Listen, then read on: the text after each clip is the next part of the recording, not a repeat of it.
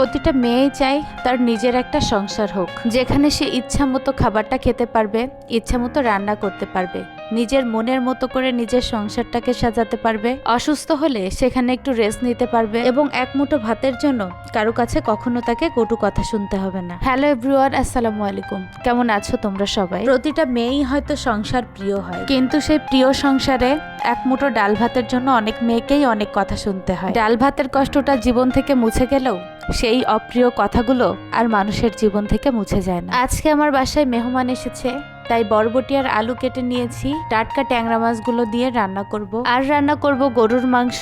এরপর পটল ভাজা করব, এজন্য পটলগুলাকে কুচায় এভাবে সুন্দর করে রেডি করে নিয়েছি। জীবন বড় পরিবর্তনশীল।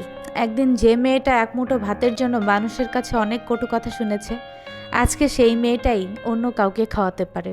এটাই আল্লাহর সব থেকে বড় রহমত আমি মনে করি। আসলে দুনিয়াতে কেউ কাউকেই খাওয়াতে পারে না, যার রিজিক সে নিয়েই আসে। আমার বাসায় মেহমান এসেছে, তাই আমি অনেক বেশি খুশি। যদি নিজেকে ভালো মন্দ একটা পরীক্ষা করতে চান, তাহলে একটা কথা মাথায় রাখবেন, কোনো মেহমান আসলে আপনার মনে যদি খুশি লাগে এবং কারো ভালো দেখলে যদি আপনি খুশি হন, তাহলে অবশ্যই আপনি একজন ভালো মানুষ। আর যদি মেহমান আসলে আপনি অখুশি হন এবং মানুষের ভালো দেখলে আপনার মনে কষ্ট লাগে, অবশ্যই আপনি একজন জঘন্য খারাপ মানুষ। বড় বড় আলু রেখে মাংসটা রান্না করে ফেললাম।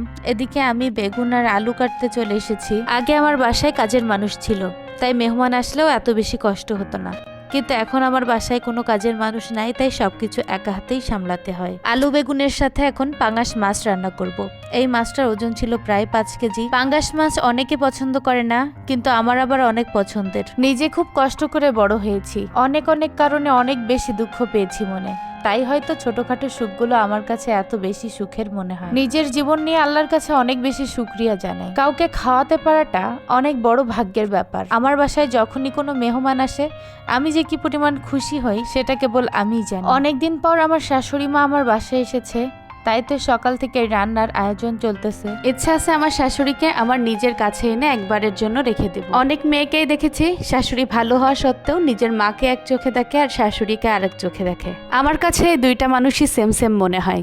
আমাকেও যতটা কষ্ট করে আমার মা বড় করেছে, ঠিক ততটা কষ্ট করে আমার হাজবেন্ডকেও তার মা বড় করেছে। মা আর শাশুড়ি কিন্তু কখনোই একরকম হয় না। মায়ের কাছে যেমন কিছু না পারলে বলা যায় এটা তুমি করে নাও, আমি পারতেছি না, শাশুড়ির কাছে এটা কখনোই আবদার করা যায়। জায়গা ভেদে দুইটা সম্পর্ক দুই রকম হলেও আমার কাছে আমার মায়ের থেকে বেশি প্রাধান্য আমার শাশুড়িই পায়। মাকে অনেক কিছু বলা লাগে না, বুঝে যায়, কিন্তু শাশুড়িকে কিন্তু বিশ্লেষণ করে বোঝাতেই হয়। প্রতিটা মেয়ের সব থেকে স্বপ্নের জায়গা হলো তার সংসার।